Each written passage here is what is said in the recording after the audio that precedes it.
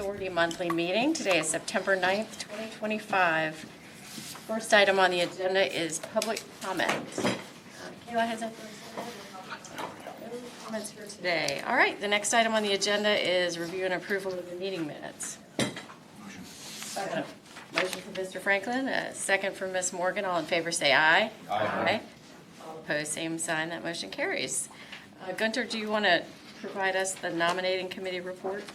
Sure, there's not going to be any changes on the offices. It's chair, still Lisa Murphy, vice chair, Taylor Franklin, treasurer, Lily Bronke, secretary, Günter Weißenseher, assistant secretary, Eric Keplinger, and the director is vacant right now.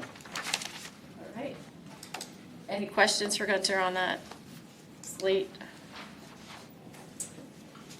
Hearing none, I'll entertain a motion to approve the nominating committee's report. So moved. A motion for Mr. Horsley? Second. Second for Mr. John. All in favor say aye. Aye. Aye. All opposed, same sign. Motion carries. Next item is review of the financial statements for August.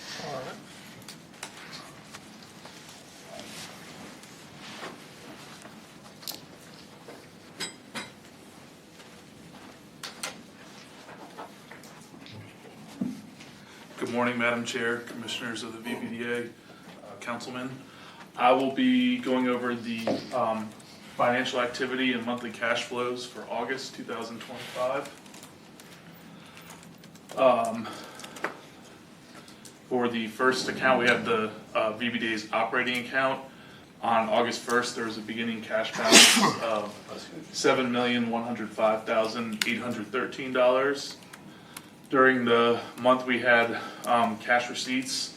We had a few more than usual this month, but $13,110 for the industrial revenue bond admin fee that was paid by Virginia Wesleyan University.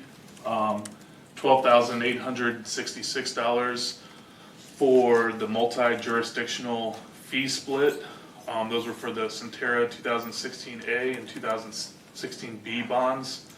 That was paid. That split was with the economic development of the city of Norfolk. We had just over $8,000 in interest income. Then we had we received two payments for open air cafe fees in town center.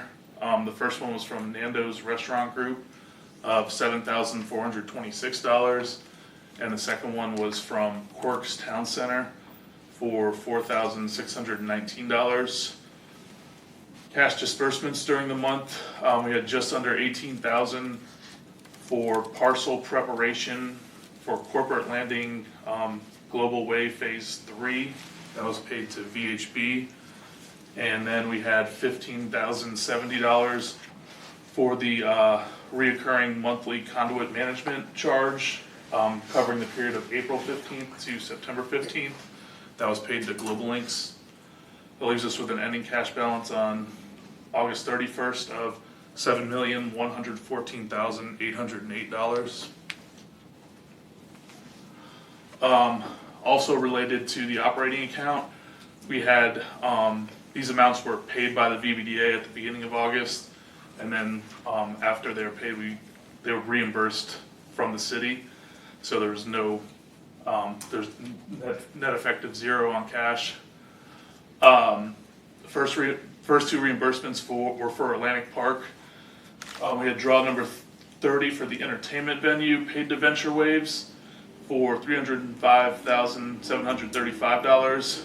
And then we had draw number 30 for offsite infrastructure, also paid to Venture Waves, of $181,646. For Innovation Park, we had draw number 22 for offsite construction work through July 31st. That was paid to Architectural Graphics for $282,233. We had about $1.5 thousand for geotechnical testing services through June 30th. That was paid to VHB. Then we had payments related to Corporate Landing. We had draw request number 4 for offsite infrastructure and utility construction. That was paid to Seabreezy for $1,275,497. And then we had $919,852 for draw request number 5 for offsite infrastructure and utility construction. That was also paid to Seabreezy. And then the final one for $5,775 for Global Way and Pond C construction admin. That was through June 30th, and that was paid to VHB. Then we had our capital maintenance accounts. There's no activity in August, so that leaves the balance at just under $408,000. For the Human Services Building, we received the monthly lease payment for September. That was $47,910. And then we had one payment for Human Services Building, the roof and cooling tower replacement, paid to HBA Architecture for $10,228. That leaves us with a August ending cash balance of $1,952,028. We're receiving quarterly capital maintenance payments for the Atlantic Park entertainment venue, so that remains unchanged from last month, no activity. And that ending cash balance is $26,220. For the VB National Golf Course, we received the monthly revenue share agreement. In August, we received the payment for July of $27,724. We had just under $74,000 for a payment for interior renovations, construction, painting, flooring, and lighting. That was paid to Van R Construction. And then we also had payment to VHB for maintenance on Pond 1. That was $6,840. And the cash balance of that account at the end of August was $1,898,041. For the incentive and initiative accounts, there was no activity during August for the facade improvement grant, and so that leaves the ending balance for that at $73,569. For the small business grant program, we made a reimbursement to Freedom Title and Escrow. That was to help pay for computer equipment and social media model. That was just under $5,000. And then we also had a second and final reimbursement to Open Door Media Solutions. This was for expanding marketing and production services of $2,204. And that leaves that cash balance at the end of August at $481,019. And then for our final cash accounts, we had the EDIP grant summary. For the total EDIP appropriations on August 31st, we had $12,166,585. We had one payment of an EDIP Part A grant during August. This was paid to Steel Incorporated. They spent $19.8 million on capital investment. That's out of the total award was $49 million. So that's 41% of the total award. And for the $19.8 million they spent, they were reimbursed $202,510.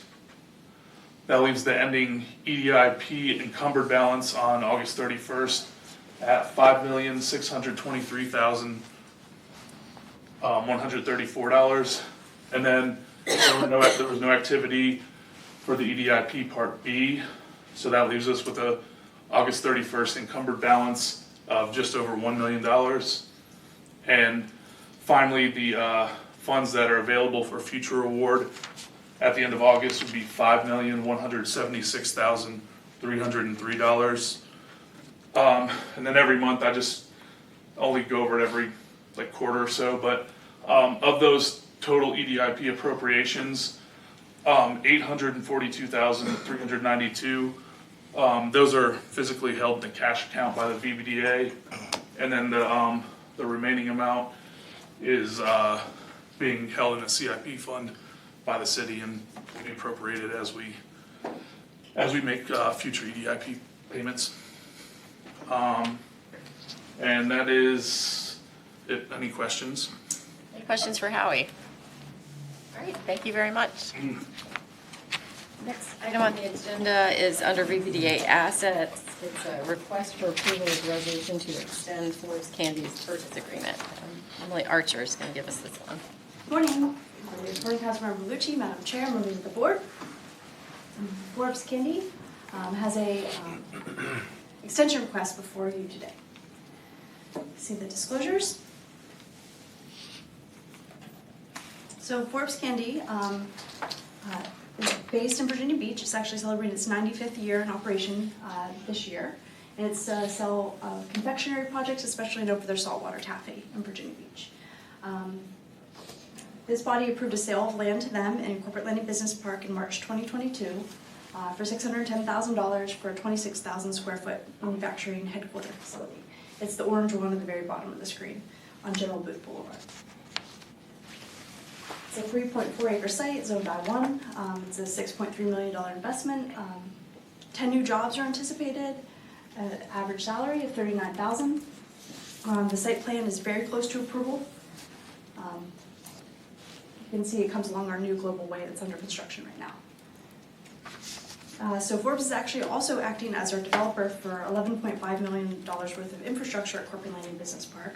So we've already installed Pond D down on the bottom and some utilities. Now they're doing that second phase of work that's under construction now for a full global way, the roadway going in, and Pond C up at the top outlined. Both should be done, we hope, by the first quarter of 2026. It's been going well. So as part of that, VBDA did approve some assistance for Forbes Candy, totaling $188,375 in in-kind services. So some of that sand that they're excavating from the ponds, they have access to help with their construction site, and a developer credit off the purchase price for acting as your developer for all this infrastructure. So the development agreement we have is dated from January 2023. They had 180 days as part of that purchase agreement to start construction. They did not meet that deadline. It did come to VBDA last October and asked for a 9-month extension to close on the property and begin construction. But due to market volatility, they have lost business and some of their accounts. They are asking for an additional extension of time while they regain those accounts and start the businesses,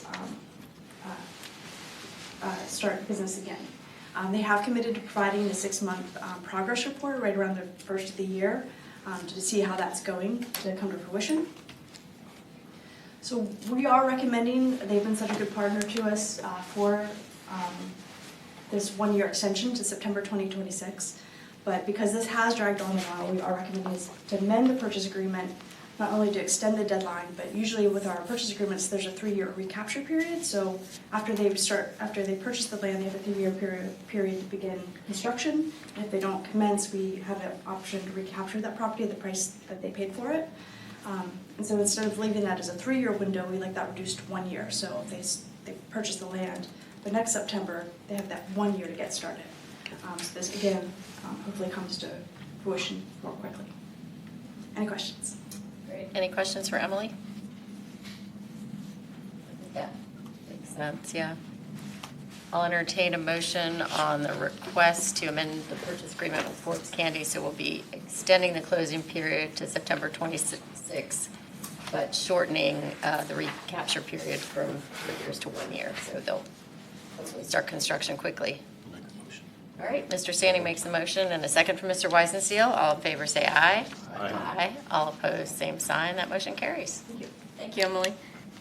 Next item is request for approval of a commission payment policy. Alex Stiles. Yes, ma'am. He's going to walk all the way to the podium.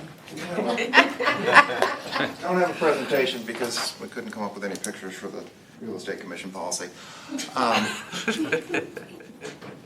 coming today to ask you to amend your existing real estate commission policy. Currently, it applies only for the sale of real property. We're making two changes. Previously, we had a tiered approach. So if the sale price was $0 to $500,000, we would pay a 5% commission. If it was between 500 and $1 million, we would go down to 3%, and if it was above $1 million, 2%. Staff and talking to the brokerage community and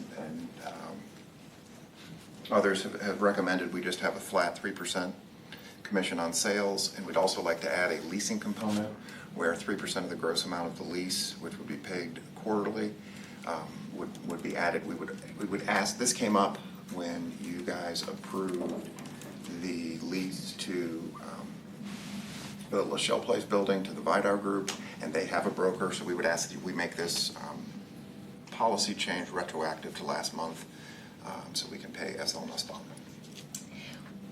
Would we pay,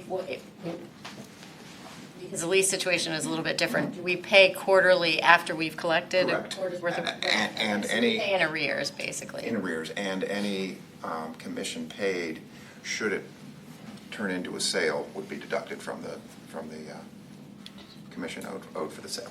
I think that's appropriate, yeah. We've always protected brokers, so if somebody in the brokerage community brings us a prospect, we, as the development authority and the owner of the land, pay their commission. So it makes sense to do it on a situation where you've got a long-term ground lease. And we're keeping, Alex, how will we go retro back, though? because we were told that Nussbaum and your city attorney didn't figure out that we couldn't probably do it until after you'd already voted.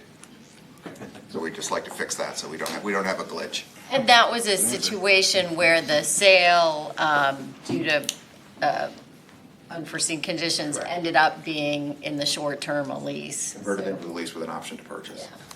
And as long as the money is paid, or the commission is paid in arrears, and it's applicable, so if they do get everything straightened out and are able to buy the property, then It's a wash. it gets deducted from that, yeah. So I think that's appropriate.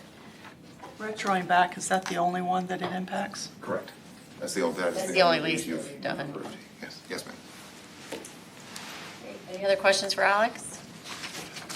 I'll entertain a motion on the request to amend our commission payment policy. So moved. All right, I'll take the motion for Mr. Horsley and a second for Mr. John. All in favor, say aye. Aye. All opposed, same sign. The motion carries. Thank you. Thank you, Alex. Next item on the agenda is under corporate parks, a request for approval of a resolution to extend BMBK Holdings LLC performance period. Isan. Good morning, Councilmember Berlucci, Madam Chair, Commissioners. I'm here to present a request for an extension of an EDIP performance period for BMK.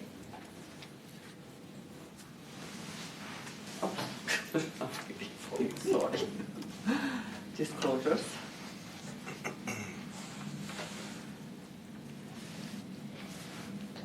Okay, so a little background about the company. It's a service-disabled, veteran-owned small business that basically do medical supplies kitting, assemble them, and supplies them to, distributes them to our war fighters, first responders, and medical personnel. They currently have 20 employees working in Virginia Beach. They're on Jensen Street. They also have an office in Kentucky and several representatives across the U.S. They're going to be building a 39,000 square feet in corporate landing as their corporate headquarters. So back in 2022, they purchased 3.5 acres and for their headquarters. It's the, sorry, it's this parcel right here.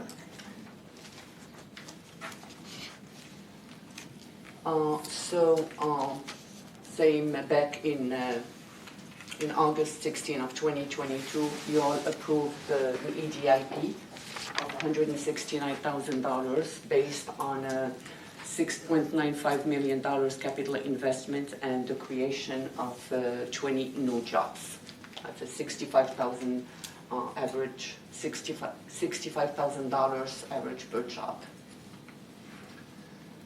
So the grant performance period ended on August 17th, They just recently were approved to start their site work, which they have last month. And they were unfortunately delayed because of all the approvals and mostly securing the funding, which they finally did with the First Service Bank. And the request, they're asking if they could get a 2-year extension for the performance period. I'll take any questions if there are any. Any questions for Isan? And we know when funding was secured? I would say 5 months ago.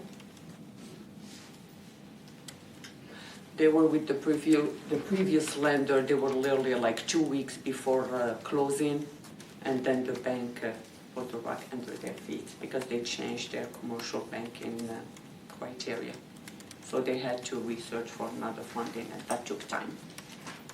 In this case, Isan, is this for their construction loan or acquisition? Construction, So they've already acquired the property, they're in the performance period. yes.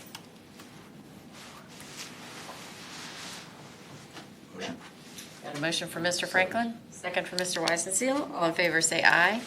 Aye. All opposed, same sign. That motion carries. Thank you. Thank you. Next is request for resolution to amend the terms of sale for acoustical sheet metal. This is Emily Archer. Get us both. Emily and Natalie. You get both of us this morning. Good morning. Good morning. Good morning, Councilmember Berlucci, Chair Murphy, and other VBDA members. I'm Natalie Gilmes, and I'm joined by my colleague Emily Archer this morning to talk about acoustical sheet metal and their sale lease term revisions. I'll pause here so you can review the disclosures.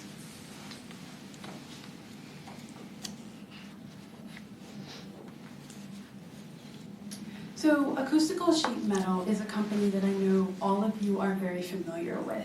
They are a success story here in Virginia Beach. And what's significant is that this body did approve an EDIP and an investment in the company's Phase 3 expansion earlier this year. Actually, it happened June 2025. You all may remember there was a huge announcement made by the governor, and this is significant because the VBDA, as well as our department, worked over a year to secure this expansion with the Commonwealth of Virginia and their Economic Development Partnership. As part of that partnership with the Economic Development Group at the state level, we had a match, and that match was $1.75 million. As part of the match, we used their expansion to have an EDIP, which was amounted to about $828,000. But in addition to that, that EDIP match was based off of their capital investment and the number of jobs that they would provide to the city. So this is going to give you just a review of that EDIP. More specifically, it was a $45 million capital investment. The company already has almost 500 full-time employees, and they would be bringing in new full-time employees over the course of the next 3 to 5 years, and that's 350, making the total amount of employees over the next few years to be 847, with an average annual salary of $55,000. This was the catalyst for your EDIP, and it was only one portion of that $1.75 million match. The other piece of the match was really based on land and the acquisition of that property, and doing that at a discounted value. And so, if you recall, Acoustical Sheet Metal is currently in the Innovation Park, one of our 2 business parks. They're there at the corner left of your screen, and they wanted to expand into the 21 acres that is in the red. Those 21 acres, of which at the time, we as staff determined that 17.4 was usable, and we charged them, or was going to charge them, a rate of around $52,000 per acre. So that's 17.4 acres that we found that was usable. And a part of that is that Southeastern Parkway easement. If you can see it very lightly on our screen, it runs right through the property. And I'll try to get a little bit closer so you can see it. So between this area and this area, we determined that we should remove that from the 21 acres. And because the Southeastern Parkway easement ran through it, and we also call that a reservation, this was a part of a master transportation plan document that indicated that this particular area could be proposed to have a future roadway corridor run through it. Now, staff at the time told Acoustical Sheet Metal that this was very unlikely. There were other ways to do some transportation connection links around the Innovation Park, but this still remained on the map, the site plan. And so after the expansion announcement, the Acoustical Sheet Metal went to their bank to get financing, and the bank told them that it was not going to be possible to move forward because the reservation existed on that map. As staff, we worked together with city leadership and with the other department leads, such as planning and transportation, to determine how we could move forward with removing that reservation piece outside of the map. And with that in mind, over the course of the last few weeks, we've determined that the best way to move forward is to amend the master transportation plan document. And that means going to the Planning Commission and asking for an amendment of that reservation. In addition, we would also need to ask City Council for a request to approve that reservation being amended. If the reservation is removed, that means the acreage itself that's usable and developable will increase from that 17.4 to 18.6. And that also means that the purchase price, the total amount, would change, which means your sales terms need to also be amended. Emily will go through the details of the reservation a bit more with you here. Thanks. So you can kind of see how they designed their site around the reservation and the Dominion Energy easement. So we were very upfront that this reservation was on the property. We had the purchase agreement and the site plan all around it. Unfortunately, that bank, financial lender, when they came in and saw the reservation, refused to finance the project. So we do apologize for the kind of last minute scramble here to get this in front of all the boards and commissions and get the approval to remove this reservation that is very critical for this company to remain in Virginia Beach. So just a little bit about the Southeastern Parkway and Greenbelt for your awareness. It was planned all the way from the oceanfront to Chesapeake originally as a multi-lane roadway that would connect Chesapeake to I-264. The demand for that has somewhat been reduced, and in March 2022, City Council terminated the MOU with Chesapeake to connect that Southeastern Parkway and Greenbelt. The alignment of the actual roadway is not confirmed. The city doesn't have all the pieces they need exactly for it, just some reservations, and it's not designed or funded in our CIP at this time. So it really is just this kind of future idea for a roadway that could someday take place.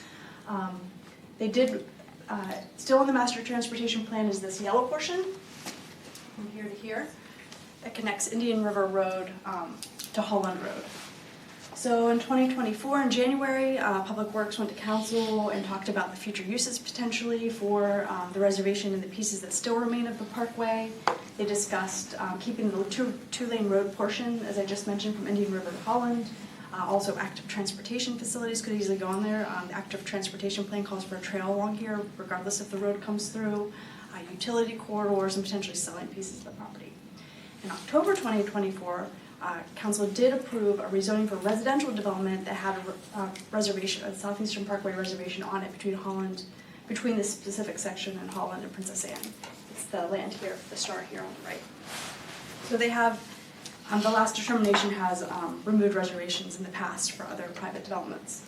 You can see Acoustical Sheet Metal's expansion on the star on the left, here. The green dashed lines are what the actual Southeastern Parkway reservation is. You can see there was an interchange planned around the whole Princess Anne roadway, which would not come to fruition as a two-lane roadway anymore. You'll also notice that the green lines kind of run south on this map on the bottom, south of the acoustical sheet metal property, but when you see the actual land, it's kind of to the left. So again, that alignment is not set. It could always go somewhere else if it's found that it needs to be needed in the future. So again, to really retain that property, we're recommending that it be removed at this time.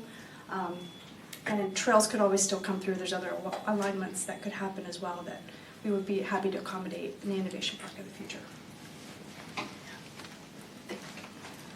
So to summarize, and we are anticipating that we will get a favorable review from the Planning Commission and hopefully City Council as well. And so again, the sales terms need to be revised in anticipation of that. That's going to be the usable acreage that we are providing through this purchase. So that moves from 17.4 to 18.6. In addition to that, the total amount that acoustical sheet metal will be purchasing the land for will increase as well. So we started at $2.5 million. It will then now increase to $2.7 million. So these are terms that will be revised in this new resolution, but you should know that this is the existing term sheet, and the terms, in your term sheet. And this information outside of the 2 points that I mentioned, the acreage and the price point, those are the only 2 items that will be revised. Everything else will remain the same. This is some of the language that we will use for the term sheet conditions. And so we are asking that the VPDA, in anticipation of these changes, go ahead and approve the resolution to amend the sales terms. Bottom line is we're getting $150,000 more. The bottom line is we are getting $150,000. Because they're getting more usable acreage, yeah.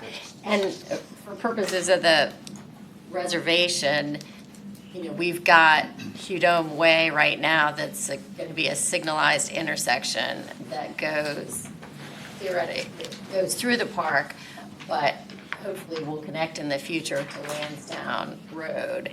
And so the need for a 2-lane road, if that was something that council decided was still necessary, could be achieved through Hudome Way. That, along with the jogging trails and some of those other things. So we do have a road now that's built that wasn't in existence when the master transportation plan was done last time. So. And the signal's operational today. I stopped at it yesterday. So it is it's interesting to me though, on the other side, the reservation that was removed from that residential development would really prevent some of the connectivity anyway. Yeah, so you've got, you have a break, but it wouldn't make sense to do a road, any place other than Hudome Way because we've already got a signalized intersection. So, development patterns have changed. You don't have to really vote on the road anyhow. No, it is going to Planning Commission tomorrow, and then it'll have to go to council. So this amendment to their agreement is in anticipation of council removing that right-of-way reservation. Motion. Oh, Bill had a question. Can we just revisit the incentive part of this and how the adjustment in purchase price affects the calculation of the incentive? I'm not sure I'm following that piece completely. Sure. It's the 1.75. Sure, so let me walk through it with you. Our EDIP grant was $828,000, give or take $130 in there. And the land discount price was $921,000, $869.40. The total match is 1.75. We started with 17.4 acres. The reservation itself, when it was removed, was about 1.22. That was removed from the total 21. We are adding back in the reservation, 1.2 to the 17.4, which equals 18.6 acres. With that applied, nothing changes with the incentive amounts. The incentive amounts remain the same. The only thing that changes is going to be the cost per acre. The cost per acre started out around 52. We're now moving it down to around $49,000.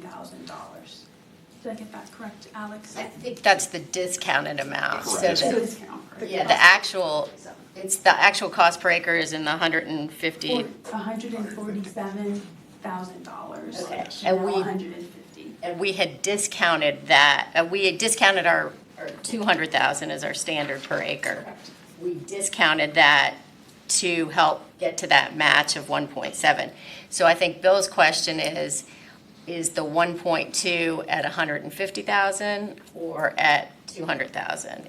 Does the discount carry forward on the additional land that we're adding back? Thank you, that's the root of my I figured question. that, I always figured that was your Madam Chair, the way question. we tried to figure it out was we needed to get to the land discount amount. So we just figured out the price per acre at the larger size. Okay. So if I would defer to the accountant if there's a math error. I That think that was the intention. 800,000 divided by 17, now we have the 800,000 divided by 18. Exactly. Yeah, so that, So the amount of the incentive is not changing? Correct. The Not a incentive penny. is not changing. they're just buying more land.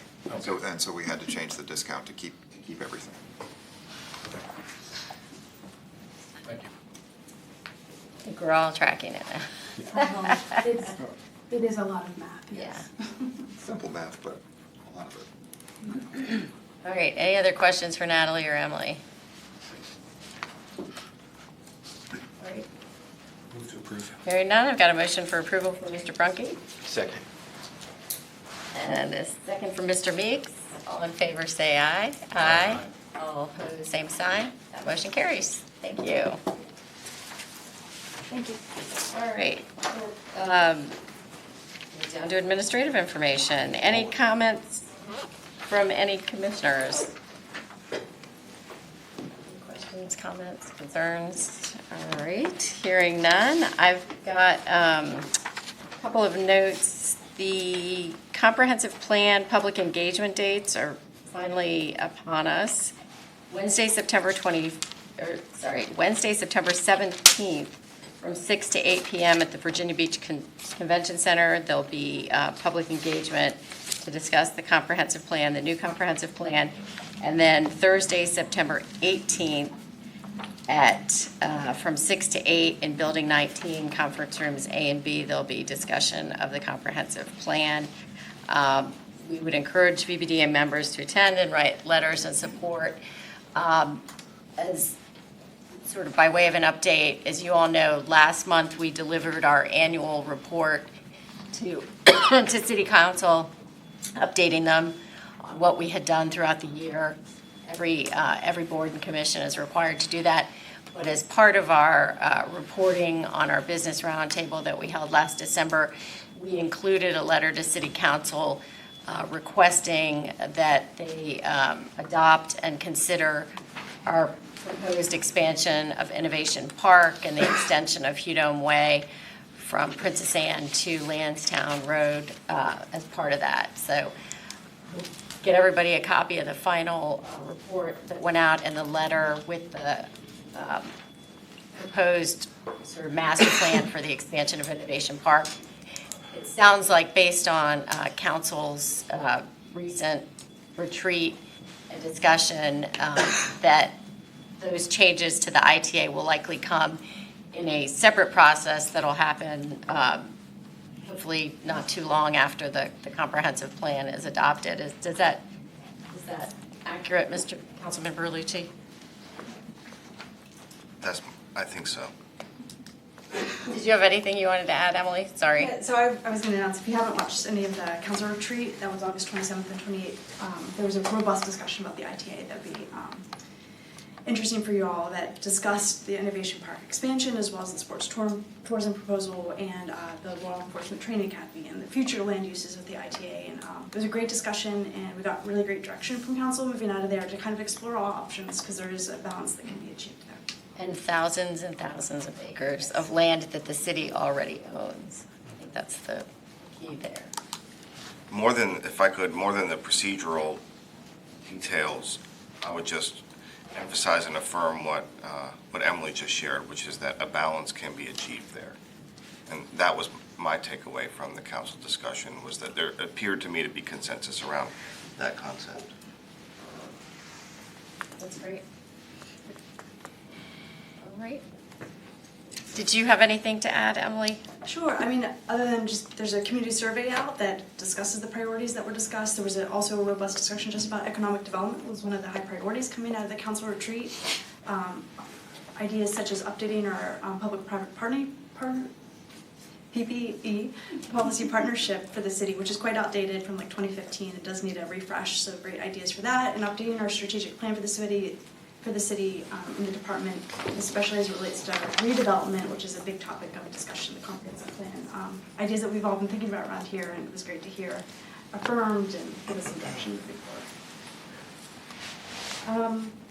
There will be summaries and stuff coming out about the retreat and the priorities. They're using that as a basis for the city's next focus action plan, so we'll make sure you all get a copy of those, especially with economic development priorities highlighted. And there's a survey. Please be sure and take it if you have. I've already taken the survey. I encourage everybody to do so as well. It's the questions are around, where council's focus should be and areas for the future. So I think it's important that we all participate in that. All right. Just some city announcements. I'd like to introduce Natasha James in the back. Natasha, if you wave. She will be the new BBDA clerk for you all. She joined us from libraries as an administrative technician. It'll be a few months till she's up to speed, working with Kayla, who will also stay as a new staff member here in the department. Welcome. We're happy to have you. Great, and then I think we covered all the workshop ones. Then we covered the planning comp plan meetings coming up. Natalie has a few more. Since we are recognizing staff, I wanted to make sure that we also recognize some recent promotions within our department. Dominique DeBose, who you all see up here as part of our business attraction team, she has been recently promoted to Business Development Manager 2. You may be wondering, where did that come from? Well, Paige Fox, as you know, is now our head of business attraction. Her role left a vacancy, and we were looking to fill in a more senior business attraction lead, and we have that now with Dominique DeBose, or Dom as we affectionately call her, here in the department. And so we're really excited to see her growth in our department. And so congratulations to you, Dom, for continuing to be here in the city and your invaluable contributions. Congratulations. Very exciting. In addition to that, our team right now is in the UK at the world's largest defense conference. Paige Fox and our deputy city manager, Amanda Jarrett, is there right now. And you may recall around this time last year, we had started discussions with different counties in the UK, such as the counties of Essex, and we have an MOU with them, really determining a pathway forward to expand on defense and technology businesses and education and workforce and a variety of topics. Well, we're going to continue that while we're there in the UK, but in addition to that, of course, attending the conference and then partnering alongside our partners on the state level to host an event. There will be speaking engagements that our team is taking place in, and also connecting with businesses and doing business attraction activity there. So we wish them the best, be safe, but also come back home with some great deals. Wonderful. All right, anything else from staff? Thank you. All right, hearing none, the chair will entertain a motion to recess into a closed session pursuant to the exemptions from open meetings allowed by Section 2.2-3711A Code of Virginia as amended for the following purposes. 1, prospective business or industry. Discussion concerning a prospective business or industry or the expansion of an existing business or industry where no previous announcement has been made of the business or industry's interest in locating or expanding its facilities in the community pursuant to Virginia Code Section 2.2-3711A5, and that pertains to District 2.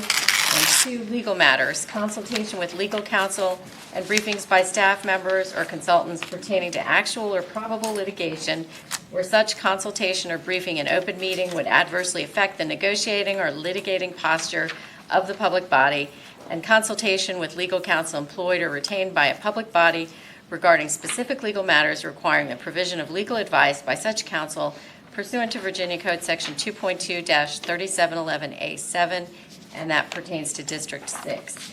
Kayla, we'll need a motion, a second, and then we'll have a roll call vote. Second. Motion from Mr. Weisenseal, second from Penny Morgan. Glenn Rucky, Yes. Taylor Franklin. Yes. Donald Horsley. Yes. Isaiah Jam. Yes. Eric Heflinger. Esmail Meeks. Yes. Penny Morgan. Yes. Lisa Murphy. Yes. Mike Standing. Yes. Dr. Weisenseal. Yes.